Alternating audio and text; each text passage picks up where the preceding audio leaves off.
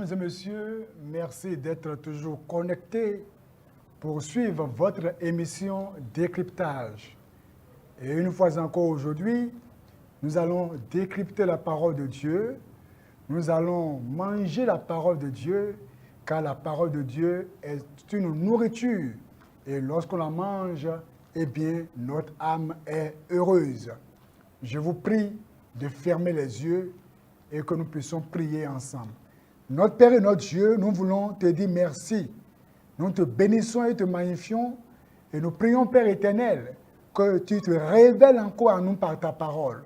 Permets, Seigneur, que cette parole puisse produire son effet dans la vie de quelqu'un et qu'aujourd'hui, la personne puisse prendre la décision de se repentir authentiquement au nom de Jésus. Merci, Père éternel. Au nom de Jésus, nous avons prié. Amen.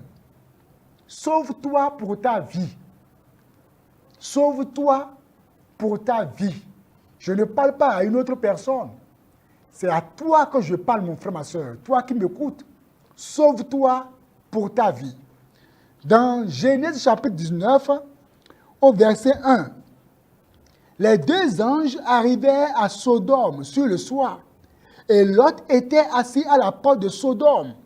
Quand Lot les vit, il se leva pour aller au-devant d'eux et se prosterna la face contre terre.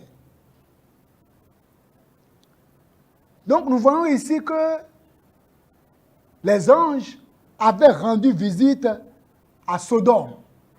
Parce que Sodome et Gomorrhe étaient deux villes qui étaient enclines au péché. Deux villes qui étaient complètement mortes dans le péché. Deux villes qui s'amusaient dans le péché, mangeaient le péché, buvaient le péché. Et les anges étaient venus voir, Lot et sa famille. Et les gens de la ville ont remarqué qu'il y a des étrangers qui étaient venus vers Lot. Et ces personnes, puisqu'elles étaient malades du péché, puisqu'elles étaient folles de péché, puisque ces personnes étaient dans un état exécrable, un état piteux, malheureux, par-dessus tout, ces personnes viennent et disent à Lot de faire sortir les étrangers qui sont venus chez lui. Pourquoi? Parce qu'ils veulent coucher avec ces étrangers-là. Verset 5. Ils appelaient Lot et lui disent, où sont les hommes qui sont entrés chez toi cette nuit? Fais-les sortir vers nous pour que nous les connaissions. Connaissance, c'est quoi? Ce n'est pas qu'ils veulent faire connaissance. Hein? Ils veulent abuser d'eux, ils veulent coucher avec eux. Et c'est en cela que l'autre a dit, mais s'il vous plaît, non, ne faites pas ça. J'ai deux filles.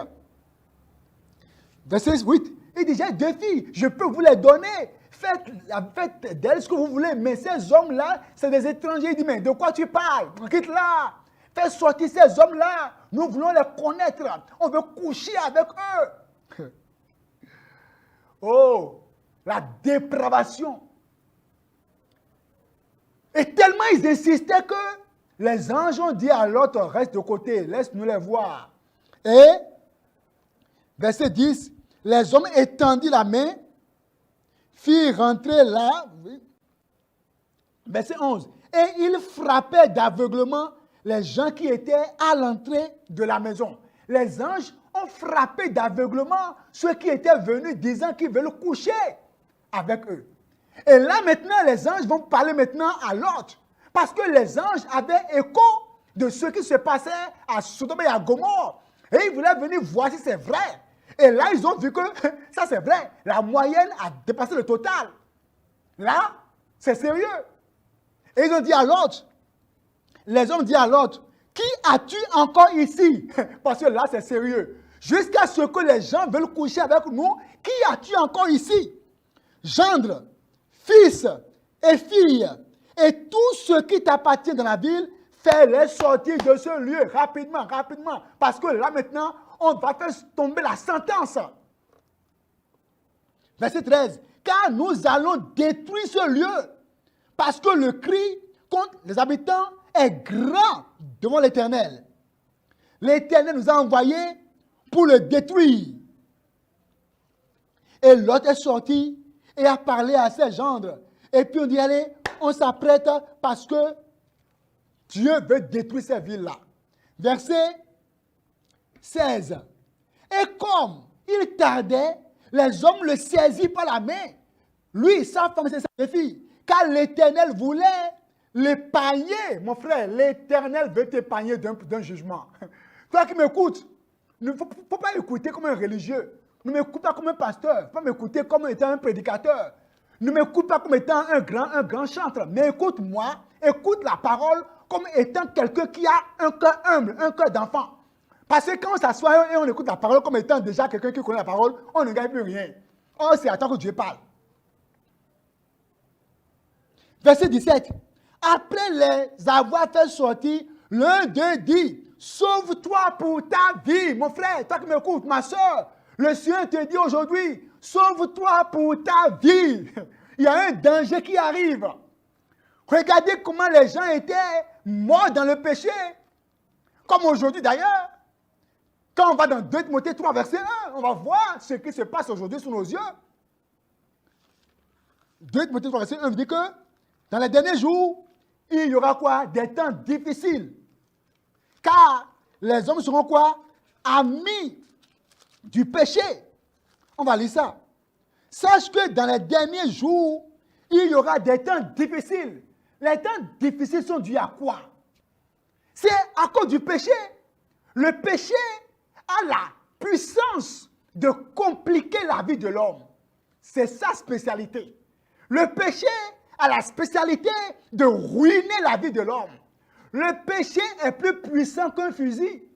Le fusil peut tuer le corps, mais le péché a le pouvoir non seulement de détruire le corps, mais d'expédier l'âme en enfer.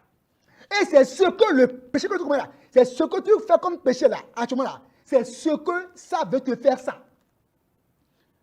Car les hommes seront égoïstes, amis de l'argent. Aujourd'hui, l'argent, amis de l'argent, à cause de l'argent, les gens peuvent tuer leur femme. Un homme peut tuer son enfant à cause de l'argent. À cause de l'argent, le patron peut tuer un collaborateur. À cause de l'argent, des collègues s'entretuent, s'empoisonnent. Et les gens ont du plaisir à tuer leur prochain. Insensibles, les gens n'ont plus de cœur aujourd'hui. Ils n'ont plus de cœur, ils sont insensibles. Ils n'ont plus de cœur, plus de compassion, plus d'amour. Tu peux être en train de mourir sous les yeux, ils ne t'aideront pas. C'est malheureusement ce qu'est devenu l'homme ça. Déloyaux, enflés d'orgueil, aimant le plaisir plus que Dieu. On peut regarder les matchs de football pendant 90 minutes, mais on ne peut pas prier pendant 9 minutes. Le sommeil commence. Aimant le plaisir plus que Dieu. On peut aller s'asseoir pour jouer les one is bet des gens qui n'ont plus foi en Dieu. Et maintenant, ils croient au jeu de hasard. Un chrétien qui joue à one is bet, un chrétien qui joue au jeu de hasard, de loterie, parce qu'il n'a pas foi en son Dieu. Il ne comprend pas que l'élévation ne vient ni de l'Orient, ni de l'Occident.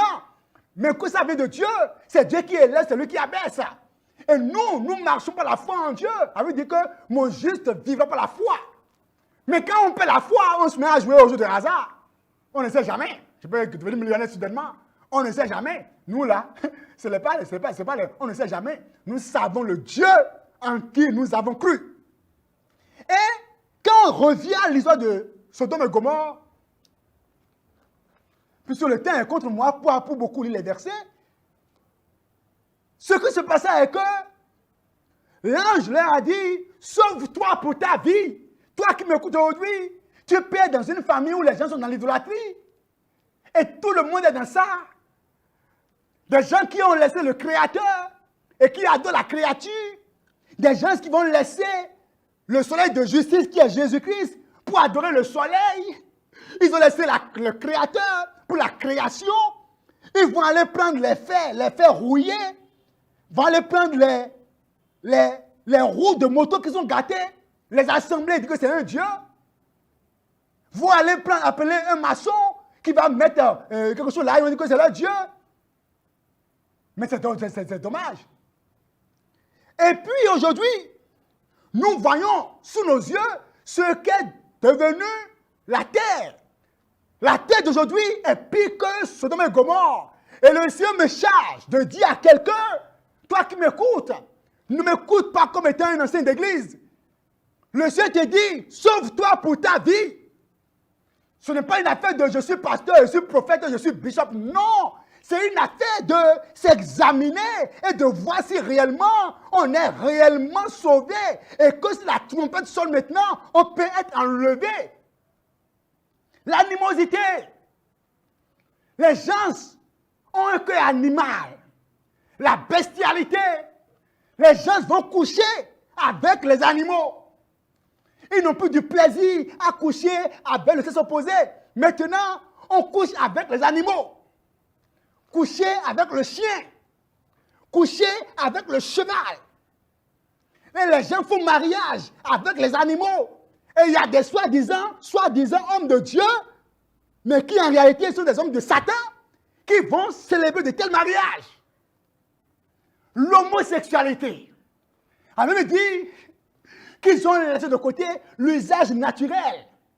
Maintenant, ils sont dans les vices contre nature. On n'a jamais vu un coq aller coucher un coq. On n'a jamais vu un chien aller coucher un chien. Mais les hommes qui sont intelligents, qui ont l'intelligence, c'est eux maintenant qui tombent dans la folie et qui maintenant disent que non, un homme doit coucher avec un homme. Dieu dit que le temps est terminé. Et il te dit, toi, sauve-toi pour ta vie. La prostitution professionnelle. Aujourd'hui, il y a les busy girls, les étudiantes qui mettent leur nom dans les hôtels avec leurs photos. Et puis quand les gens quittent l'étranger, on vient, il y a l'album qui est là, l'album des busy girls, des prostituées professionnelles, et elles mettent leur contact là. On les appelle, tu es où? Je suis au campus. Ah, il y a un client qui a avec ta photo qui est intéressé. Hein. Elle descend là. Elle va satisfaire le monsieur et elle prend de l'argent. Malheureusement, c'est ce qu'est devenu l'humanité. Il y a des hommes qui couchent avec leurs enfants. La dernière fois, il y a un monsieur qui dit qu'il couche avec sa fiancée, mais que la maman aussi est bien potelée. La maman aussi est encore très belle. Et qu'il couche aussi avec la belle-mère. Oh! Ça montre à quel point le monde est pourri. Ça montre à quel point le monde est dans la décadence. On ne peut plus terrible. L'habillement aujourd'hui. Oh mon Dieu, dit habillez-vous. Les hommes disent non, on va se déshabiller. On a commis de péché dans le jardin. Dieu a caché la nudité de l'homme, mais aujourd'hui on dit non, on veut encore se redéshabiller encore. Les musiques bizarres, où les gens dansent en slip. Il y en a qui dansent presque nus. Il y a même des gens, on se demande, est-ce qu'ils ont d'enfants? Qu'est-ce qu'ils enseignent à leurs enfants? Mon frère, ma soeur. Des jeunes garçons qui ont leurs copains-copines. Et c'est devenu comme une chose normale, une chose naturelle. Le péché a été légalisé. Que ça fait pleurer. Des enfants de 13 ans, 14 ans, leurs copains, leurs copines. Aujourd'hui, quand une fille est vierge, on se moque d'elle. On dit qu'elle n'est pas à la page, elle n'est pas à la mode, elle est débranchée, elle est déconnectée, elle est pourrie. Aujourd'hui, la vertu est devenue comme un vice. Et dans ça, Dieu te dit, sors du milieu d'eux. Dieu dit à l'autre, ne regardez pas derrière. Sauve-toi pour ta vie. Pendant qu'il partait, les anges ont envoyé maintenant le feu. Dieu n'a pas égard à ton titre. Si tu continues à pécher, quel que soit ton titre, pasteur, bishop, archibishop, ouvrier, il y en a qui s'appellent même des révérends suprêmes évangélistes. Dieu n'a pas égard à nos titres.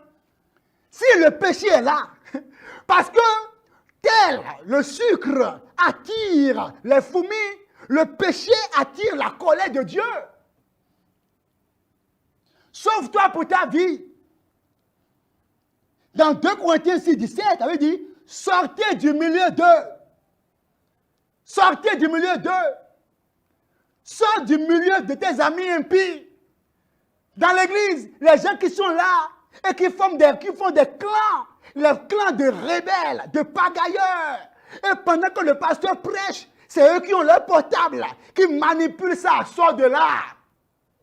Ce garçon qui t'aime, qui te dit qu'il t'aime, que tu as les yeux comme le soleil, tu as les lèvres comme la pendule, et que tu as, et puis qui va lire les livres bizarres pour venir te raconter de n'importe quoi, et qui te dit qu'il veut d'abord coucher avec toi, et qu'il faut d'abord goûter la femme. Mon ami, si tu entends un homme qui veut d'abord te goûter, comprends que cet homme vient directement du trône de l'enfer. Si tu t'aimes, sauve-toi pour ta vie. Dans le livre de 2 Pierre, chapitre 3, verset 7, vous allez voir qu'il y a une chose qui se prépare et qui vient lentement, mais sûrement. Verset 7. Ça dit, mais, tandis que, par la même parole, les cieux et la terre d'à présent sont gardés et réservés pour le feu, pour le jour du jugement. Le jugement de Dieu approche.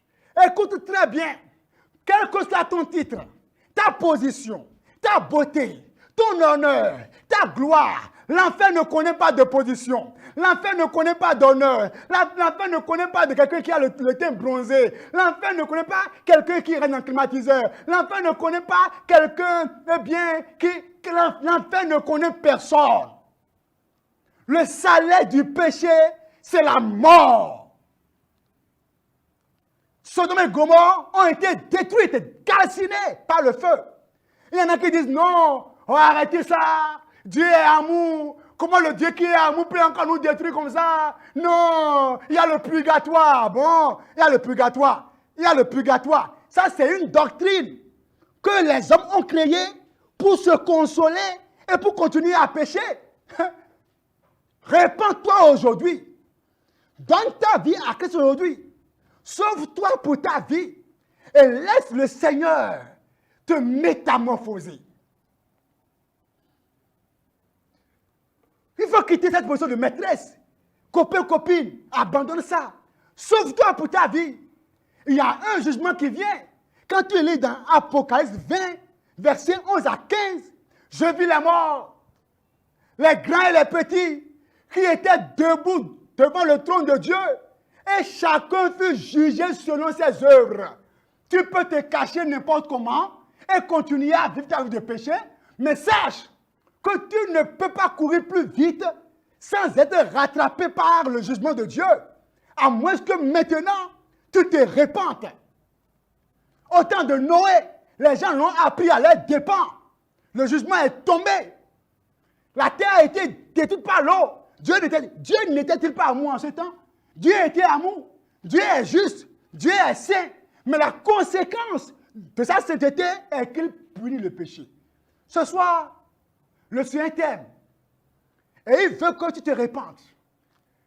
Ce qu'il a fait maintenant, c'est dire, Seigneur Jésus, tu es mort pour moi.